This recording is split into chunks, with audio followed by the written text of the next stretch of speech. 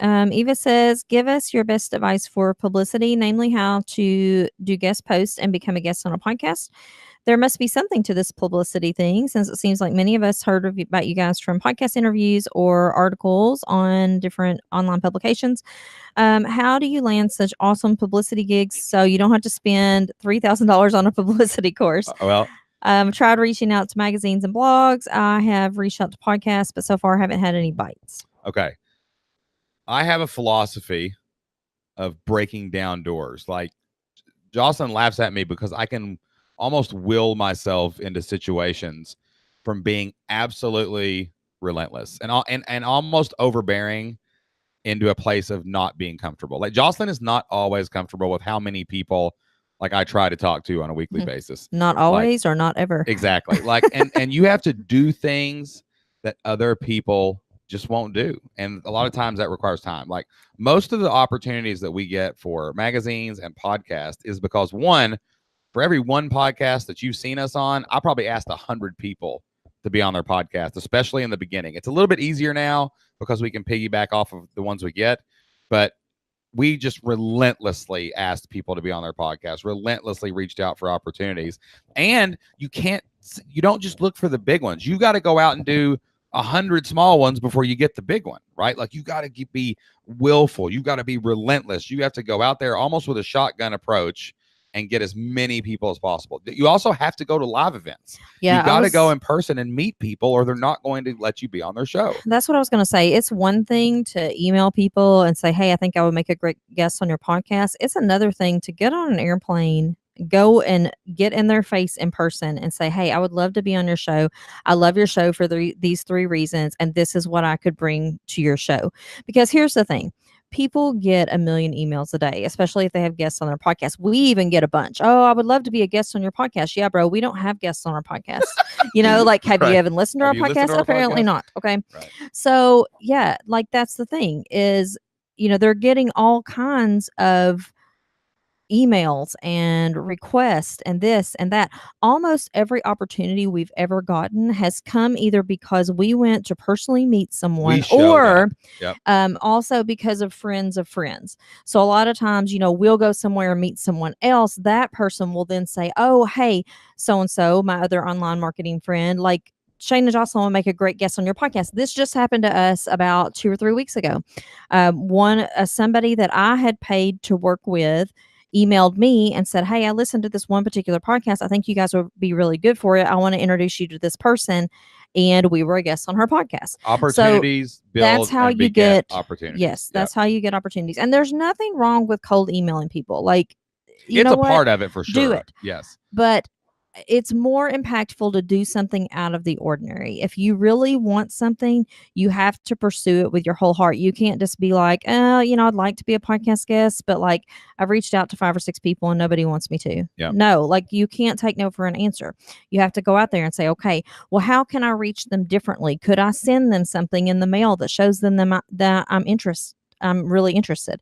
So, like, what can you do to make yourself stand out and make them say, oh, wow, this person really does want to be on my show. Like, maybe I should pay attention to them. You also what's in it for them? Like, it doesn't matter. Like you're not just going to ask. There has to be some reciprocity when you're asking to be on someone's podcast as well. Like, you've got to go out and say, look, these are the 3 pieces of value that I can bring specifically to your audience that's going to help them. Because I want to make you look good for your audience. I want your audience to love this show. We're going to entertain them. We're going to educate them. We're going to inform them.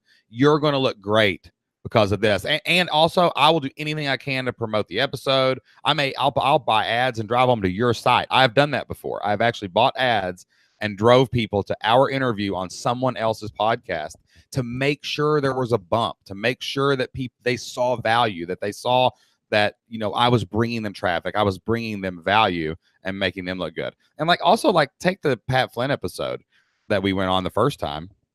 One, it's his most downloaded episode ever. Like, it's more people have listened to that. He told us that more people have listened to that. In our second interview, he actually said on air, it's more downloads than Gary Vee, more downloads than Tim Ferriss, anything. So one, that helped him because we went on and we were a great guest for him.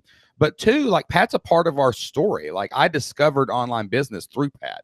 Like I never took a course from Pat. He never mentored me in any way. But like our success came from that inspiration.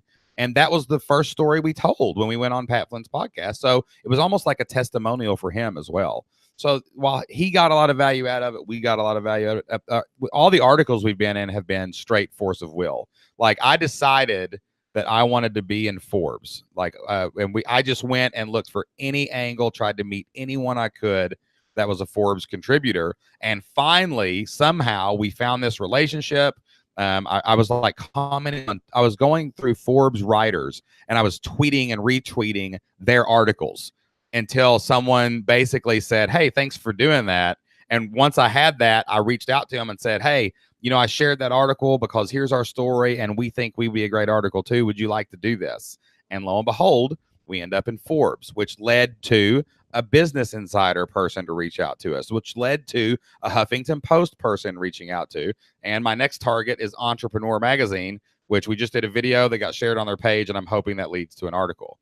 So like, this is not easy, but the best way to do it is to press flesh, shake hands, kiss babies, reach out, retweet, give value, and do anything you can to wheel yourself in the door. Because once you get yourself in the first door, man, the second door is a lot easier. And the third door is really easy. And then all of a sudden people start calling you up and saying, hey, there's a fourth door, a fifth door, a sixth door. And they all just start showing up. So, and I would say think outside the box too. Like for Eva, what she does is she helps people get their babies to sleep more easily. Okay. So maybe don't try to be on parenting podcasts. Maybe try to find different kinds. Maybe you're trying to be on, I don't know, like what would be an example of other things that you could look for? Well, maybe like health podcasts. Well, it could even be a business podcast. Like, man, do you want to not be tired at work? Well, it's because your baby's not asleep, right? Like that's valuable information. You just have to figure out. Ask your friends. Like you might be surprised. So Shane and I are both parts of masterminds. And not too long ago, I asked the people in my mastermind, I'm like, hey, do you guys know of any podcasts that it might be good for us to be on? And they're like, actually, yes. And so I was on another podcast not long ago because I just asked a friend, hey, do you know anyone who this would be good for? I've actually going to be doing this in the next couple of weeks, probably after the Final Four days to get your Flip Your Life Live tickets promotion I'm doing during the Final Four NCAA basketball tournament. But one thing we're going to do is I'm going to do another little blast. I was actually going to email our entire list and I was just going to say, hey, does anybody have a podcast? We'd love to be your guest. And we don't say no to many podcasts because like, honestly, like you've got to go on a ton of them because you never know where the emails are. We did one that was so obscure one time. And within like 2 weeks, it got like almost 500 emails for us. And I was like, man, I never even expected that to do that. It wasn't even like a ranked podcast, but you just never know. And you never know where those people are going to end up. So email your list. Go to maybe you don't know. You might have 5 podcasters on your email list. They might bring you on their podcast and then they know someone else who podcasts because it is a pretty tight circle once you start promoting this stuff. So ask. Heck, anybody right now, if you've got a podcast and you think we could bring value to you, I'll do your podcast. Put it in the thing and we'll schedule it. Like, right? Or if you listen to a podcast that you think that we would be a good guest on, let us know. Yeah, let us know. Like I watch, I'll practice what I preach right now. If you want us to be on your podcast, we'll be on your podcast and we can talk about whatever you want to talk about that you think will be good for your audience. And just let us know and we'll send you an email and we'll get you scheduled up. So all right. Yeah, don't say no, be relentless. Bust through the door, and eventually you'll have more opportunities than you need.